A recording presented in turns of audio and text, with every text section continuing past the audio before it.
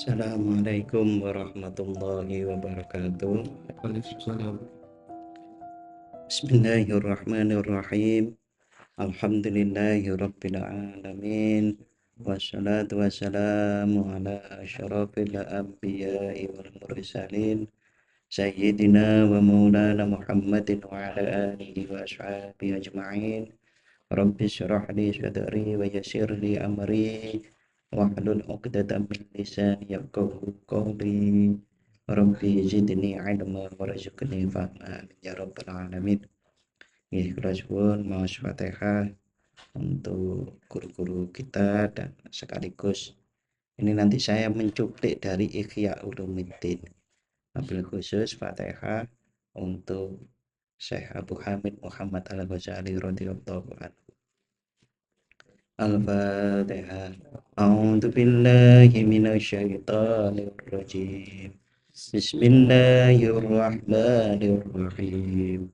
Alhamdulillahi rabbil alamin. Ar-Rahmanir-Rahim. Maliki yaumiddin.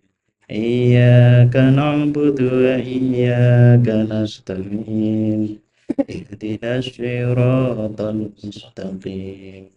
Siratal ladzina an'amta 'alaihim ghairil maghdubi 'alaihim waladdallin.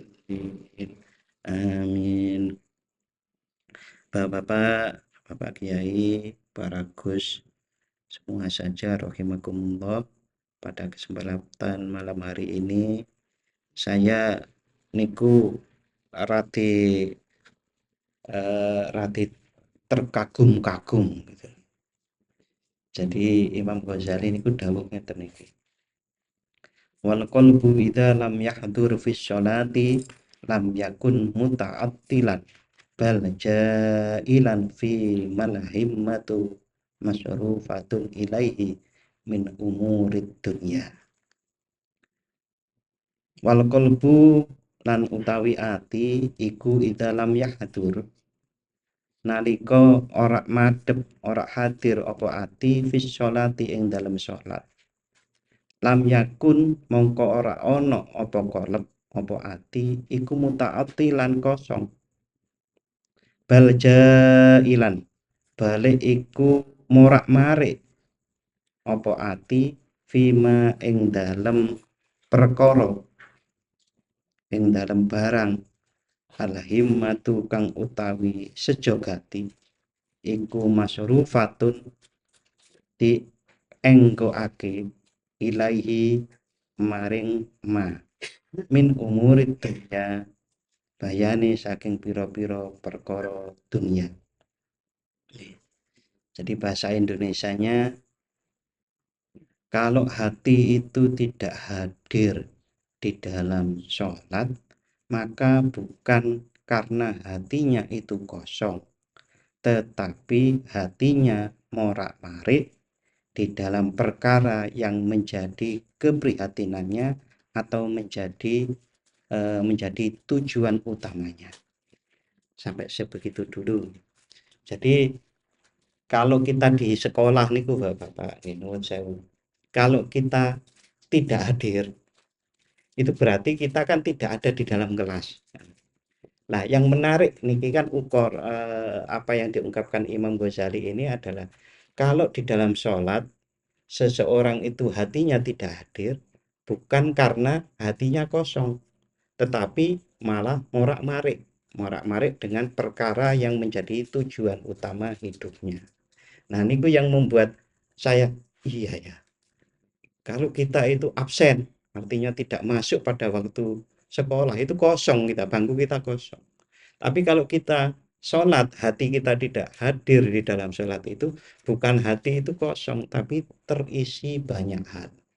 Nah, apa yang menjadi isi dari hati seseorang yang sholatnya, hatinya tidak hadir, itu adalah dipenuhi hal-hal lain selain Allah Subhanahu wa Ta'ala. Tentu itu adalah perkara-perkara yang menjadi tujuan utamanya hidup orang tersebut. Nah, Bapak-bapak dan saudara-saudara rahimakumullah, Yang menarik yang lain itu kalau menurut saya di dalam kalimat ini, ungkapan yang disampaikan oleh Imam Ghazali ini adalah bahwasannya seseorang itu mempunyai cita-cita atau di sini itu tadi disebut sejogati. Sejogati itu kepentingan yang paling penting bagi dirinya. Nah, kalau ini kita tanyakan pada kebanyakan orang Muslim, sholatnya sudah sami khusyuk dereng. Niku jawabannya kan rata-rata dereng. Nah, berarti kalau diambil kesimpulan sebaliknya, berarti kebanyakan tujuan utamanya kaum muslim niku sanes pangeran. Ngoten. Lah nang gitu kalimatnya kan ngoten. Nah, iku lho. Nah, akhirnya kemudian coba saya gali kembali bahwasanya seseorang yang muslim beriman itu rata-rata khusyuk itu sulit karena memang kehidupannya, tujuan hidupnya itu tertutupi dengan tujuan hidup yang bukan bukan menuju kepada Allah Subhanahu wa taala. Gampangannya niku nggih terhijab atau terpesona. Terpesonanya bukan kepada Allah, tetapi kepada hal-hal lainnya. Nggih, tapi ampun dibayangaken niki sing ora hadir di malam Rebo Legi jangan-jangan terpesona yang lain gitu. Kadang-kadang saya berpikir begini, kalau seseorang niku mempunyai keinginan yang kuat, sejogati atau al-himmah yang kuat untuk hadir, untuk hadir di dalam acara-acara niku, napa mawon kan dilakoni. Artinya memang dalam pertemuan-pertemuan seperti ini kayaknya kok pertemuan kita itu belum menjadi sebuah sejogati atau tujuan yang kuat untuk hadir. Nah, saya juga tidak tahu apa sebabnya atau karena ya memang di antaranya mungkin karena roisi saya dan ketuain jenengan Pak Eko. Gak menarik belas ya gitu. Mungkin kan begitu. Jadi memang ketuanya itu harus Gus Dur. Terus roisi Gus Mus ngoten nah. Ben menarik kan nah nggih kare bahasa hal ben menarik. Nah, sebetulnya apakah kita ber-NU niku nuwun sewu. Apakah ber-NU itu kebutuhannya NU terhadap kita atau kebutuhan kita terhadap NU? Kalau disadar-sadari, kalau dipikir-pikirkan secara benar-benar, niku samai kali dengan pertanyaan niki. Sebetulnya kita sholat, itu kita yang butuh sholat, atau Allah yang butuh kita sehingga memerintahkan kita sholat? Tentu jawabannya saya yakin, ya itu karena Allah memerintahkan kita sholat, karena kita itu butuh sholat. Sejati ini ngoten. Kita ber-NU itu sebetulnya kita yang butuh NU atau NU yang butuh kita. Nggih, monggo dipikir masing-masing kan ngoten. Nggih. Tapi kalau yang mikir yang hadir wong yang sudah hadir nggih ini sudah menunjukkan komitmen kan begitu. Seharusnya yang memikirkan adalah yang belum hadir. Nggih, Bapak-bapak dan saudara-saudara rahimakumullah, bahkan di sini sangat tegas. Fala khilata Fala khilata mongko ora ono reka daya iku maujud. Wala ilaja lan ora ono perawatan iku maujud li ikhdoril kolbi marang ngadepake ati illa bisorfil himmah angin kelawan ngenggokake sejogati ila sholati maring sholat. Jadi kalau seseorang itu menganggap bahwasannya sholat itu lebih penting dari apapun yang ada di sekelilingnya, maka pasti hatinya akan hadir di dalam sholat tersebut. Karena sholat lebih besar daripada apapun yang ada di sekelilingnya, perkara-perkara yang lain.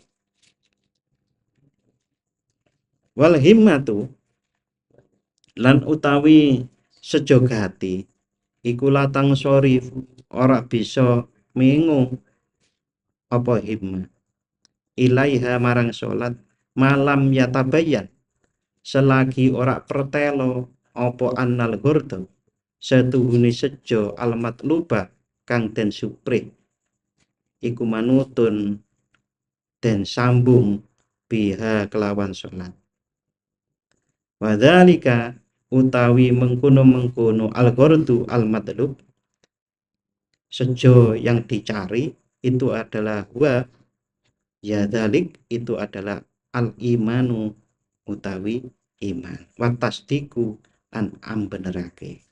Jadi kalau ini diperhatikan benar-benar Bapak-bapak, sebetulnya kita itu orang yang nggak khusyuk nih, dari apa yang disampaikan Imam Ghazali sanes sing kula sampaikan lho, ampun salah paham lho niki. Niki Imam Ghazali niki. Imam Ghazali dawuh ngeten, wong nek sik gurung khusyuk, kalau belum khusyuk, orang itu belum khusyuk, imane iku sik mendrip-mendrip, masih kecil. Nah, jadi kan sakit ngoreksi diri sendiri, termasuk saya sendiri. Koreksi. Iya ya. Kalau saya itu khusyuknya cuma mungkin 2% atau 3% dari seluruh sholat. Berarti iman saya cuma 3%. Tapi kalau itu diomong ke, weh imanmu mung 3%. Kan itu kan loro, Pak. Itu berarti bisa sakit hati orang dikatakan begitu. Diri kita pun, ah, masa imanku 3%. Nah nyatanya orang khusyuk.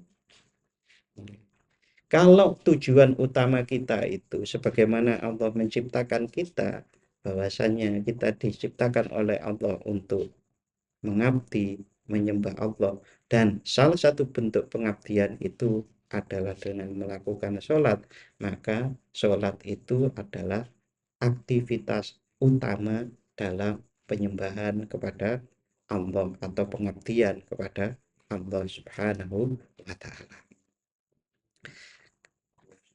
Apa bisa Pak seperti itu? Kalau pertanyaannya, apa bisa seperti itu? Nggih, sejatinya kita memang diciptakan itu 100% untuk mengabdi kepada Allah. Sejatinya ngoten. Berarti kalau pertanyaannya bisa, bisakah seperti itu? Bisa. Karena tidak mungkin Allah itu memerintahkan kecuali Allah juga memberi sarana prasarana pada kita. Hanya saja sarana prasarana yang ada di dalam diri kita itu belum dimaksimalkan. Salah satu contoh yang belum maksimal nih, kalau saya pikirkan itu diantaranya adalah menghubungkan segala sesuatu itu adalah peran Allah, kekuasaan Allah yang mutlak. Saya bilang kita belum merasakan peran Allah, kekuasaan Allah yang mutlak pada diri kita. Kita masih sering mengandalkan diri kita masih mengandalkan pikiran kita masih mengandalkan segala macam yang ada di dalam diri kita itu terlepas dari kekuasaan dan peran Allah Subhanahu wa Ta'ala. Sampai sakmenten umpami dilanjut niki kabotan boten nggih. Karena saya niku sering mungkin nggak bisa gurau ya, nggak bisa gurau pas ngaji itu. Jadi terus wah Pak berat kan ngoten nggih. Tapi wes yang penting ngaji wae lah. Jadi ngeten kalau dilanjutakan kan gitu. Kita itu secara sistemik kita itu sudah pasti dalam kekuasaan Allah Subhanahu wa Ta'ala secara mutlak. Sehingga saat kita itu menginginkan sesuatu, pasti tidak akan bisa terwujud kecuali itu diizinkan oleh Allah Subhanahu wa Ta'ala. Contoh, kita mencari rezeki, bekerja dalam rangka ketaatan kita kepada Allah, kita mencari rezeki. Nah, kalau kita penggali, Kita pikirkan dengan sebenar-benarnya, apakah pada waktu kita bekerja itu adalah perintah Allah, yang kita pakai juga kekuatan dari Allah. Kalau Allah tidak memberi, kita tidak bisa apa-apa. Sehingga kemudian kita menggantungkan pekerjaan kita, termasuk hasilnya, hanya kepada, bukan kepada aku nek ora dandani traktorku apik tenan, itu kok ora oleh duit. Jadi oleh duit itu tergantung dari traktor kan ngoten. Nah, nah ini tipis bedanya, sangat tipis sekali. Kita itu tidak akan bisa memperbaiki traktor kecuali diizinkan oleh Allah. Nah, ini sudah kita yakini. Hanya rasa kuatnya bahwasannya kita itu memang tidak bisa apapun kecuali ditolong Allah, ini perlu dirasakan.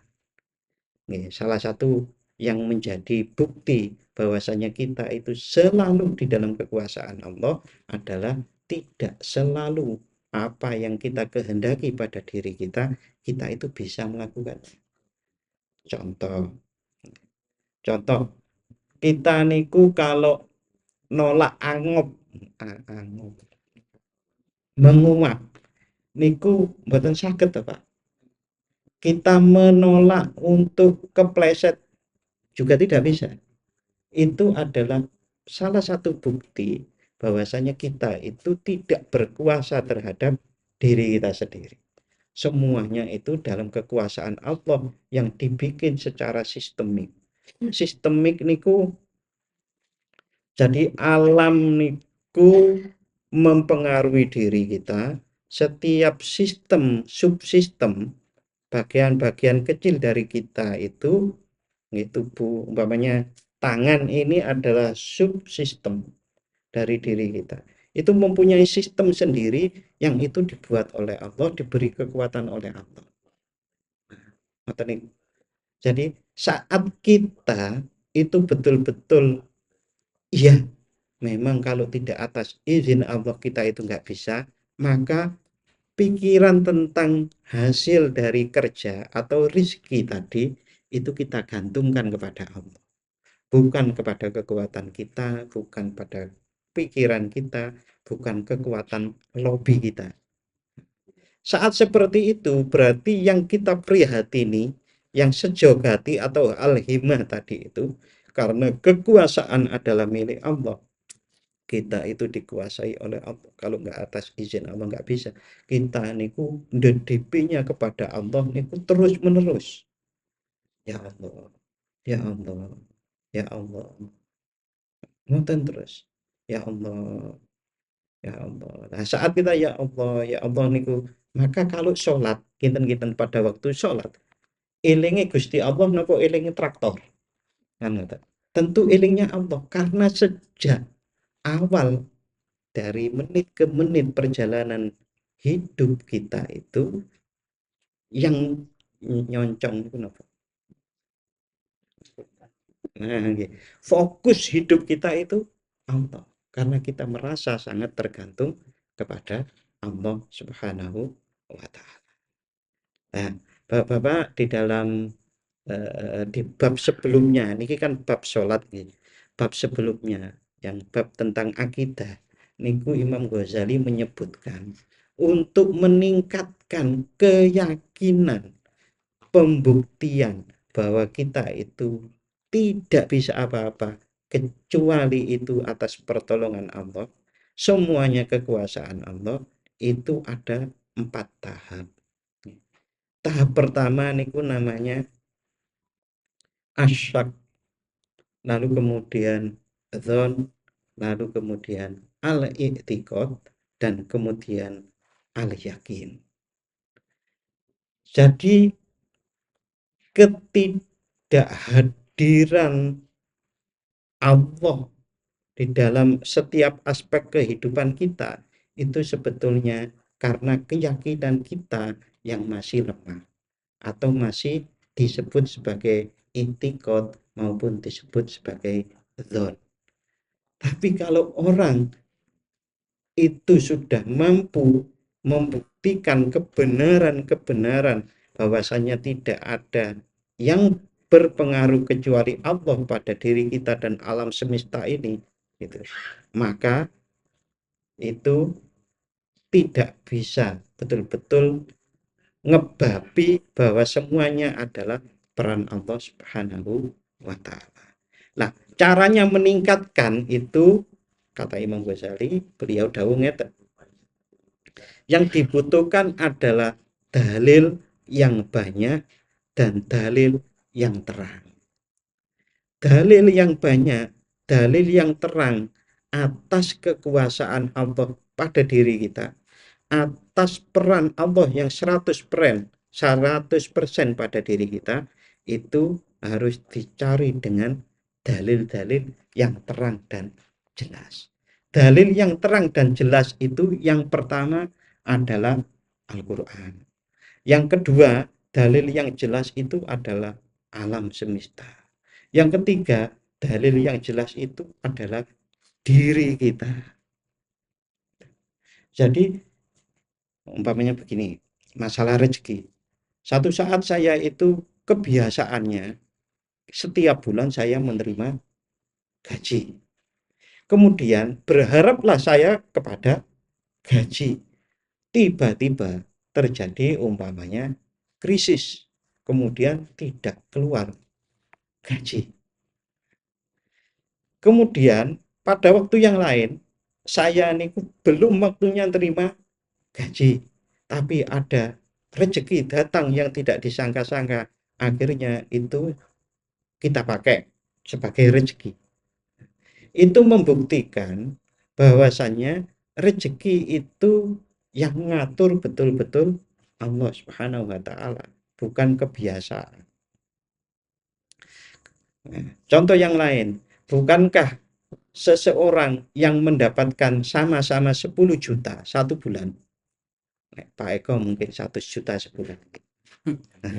Amin ngoten lho Pak Eko. Nah, engko ben NU ora kotak koin jenengan stoki kabeh. Ngoten.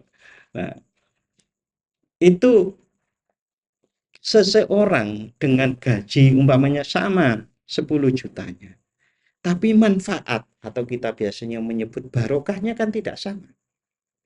Itu adalah bagian, itulah yang namanya rezeki yang diatur oleh Allah Subhanahu wa Ta'ala. Nah, memikirkan hal-hal seperti itu akan menjadikan dalil yang terang, yang jelas. Kebiasaan kita yang seperti tadi ada unsur barokah, kemudian kita hubungkan dengan Al-Quran, bahwa rezeki itu Allah yang memberi, Allah yang mengaturnya. Maka itu klop. Nah, saat terjadi klop itu, maka akan meningkatkan rasa yakin kita. Saat rasa yakin ini semakin kuat pada dalam di diri kita, maka perhatian kita itu akan fokus pada Allah, pada pengabdian pada Allah. Saat sudah fokus pengabdian itu pada Allah, maka saat sholat niku ngumpulkan khusyuk niku mboten angel. Koyok pun otomatis, karena memang setiap saat itu yang dipikirkan Allah. Pak bingungi, sing praktis mawon. Sing praktis niku ngeten, belajarlah untuk mengingat Allah, tapi mengingat Allah dalam pengertian sadar kita hambanya, Allah Tuhan kita, Allah menguasai kita, itu setiap saat, setiap waktu. Niku praktisi ngoten ternyata. Karena kalau seseorang itu perhatiannya itu A, maka yang dipikirkan A terus. Umpamanya hari ini saya mikirin ambulan. Ambulan itu lho mlebu salat, Pak. Lah nggih to? Lah ngoten niku. Kita mikirin iki piye sih carane banser iki, diajak diundang ya sik gak gelem ae. Umpamane enten banser mboten. Pak Muheri, Pak Tamim niki. Malah sing teko Pak Herman. Wah, kopiane abang. Nah, ngoten, masa banser mlebu salat, ambulan mlebu salat kan. Nah, Kita ini semua adalah lantaran-lantaran pengabdian kita kepada Allah. Kita ngupo coro ambulan itu adalah wasilah atau bentuk kita mengabdi kepada Allah. Kita ngajak Badser untuk kumpul, itu ya ben rukun, itu karena perintah Allah. Umpamanya begitulah. Ini kalau kita pikirkan itu karena adalah perintah Allah, maka yang masuk pada waktu sholat itu ingatnya Allah, bukan ingatnya ambulan, bukan ingatnya kotak koin kan gitu. Apalagi ingat keranda. Niku pun enten cerita terus ya Pak. Teng garasi niku sing dalu-dalu niku wong lewat niku kata si enten wong wedok lungguhan mboten. Heeh. Nggih, terus penunggu keranda itu. Lah kula jawabnya nggih gampil. Nah, lah sing ngerti sih. Yang ngelihat itu siapa? Bilang gitu. Tidak setiap orang kan. Berarti dia kemana-mana itu ya sering lihat kayak gitu. Bukan karena kerandanya, tapi orangnya kan ngoten. Nggih.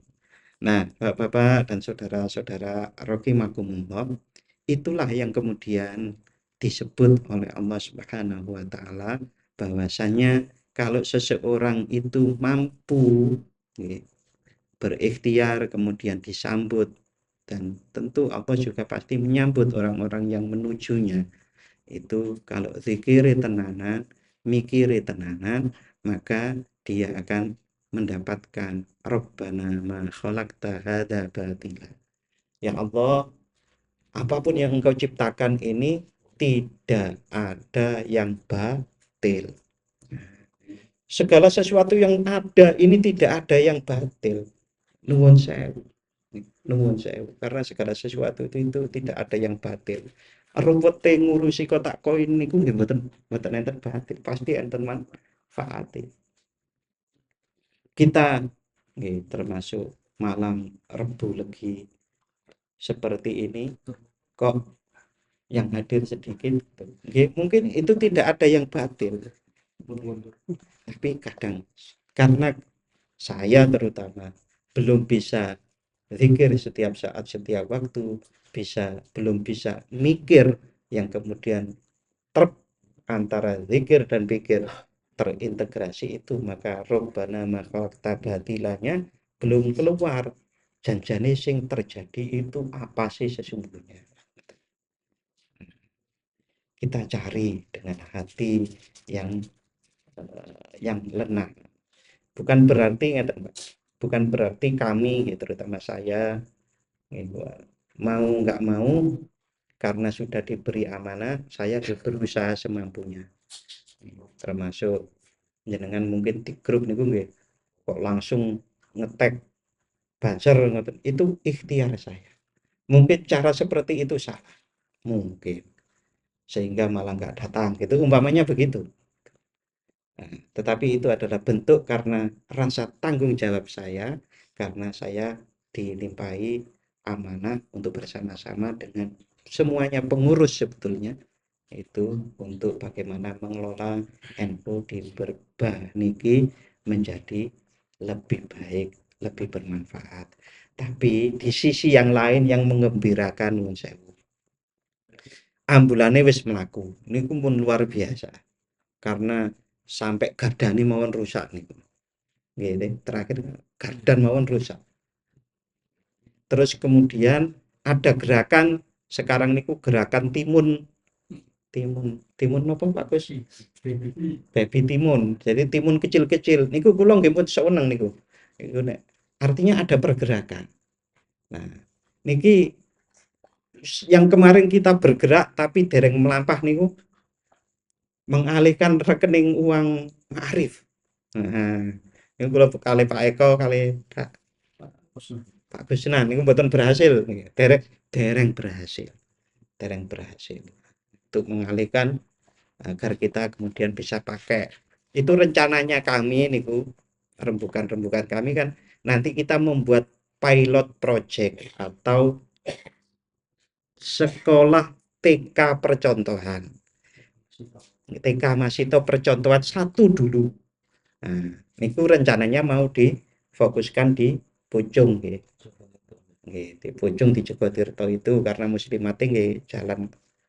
Nah, nanti yang ngurusi adalah muslimat nih. Nah, niku nek pun berhasil kurikulumnya, sistem penggajiannya, sistem pelaporan keuangannya, baru kemudian dirikan di ranting yang lain. Dua, tiga, sampai setiap ranting punya sekolah.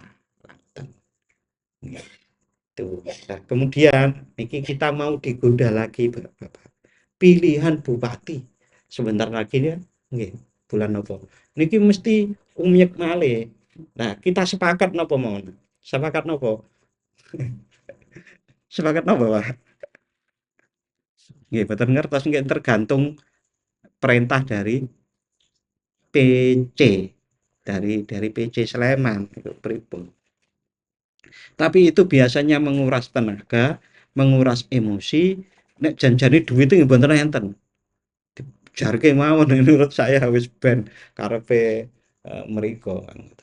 Kita tetap bagaimana NU niku menjadi lebih bermanfaat termasuk pada diri kita masing-masing. Nah, untuk sementara nggih, sementara kita baru ambulan. Nah, Prambanan niki pun buka apa launching MI. Piungan punya klinik. Nah, kapan berbank?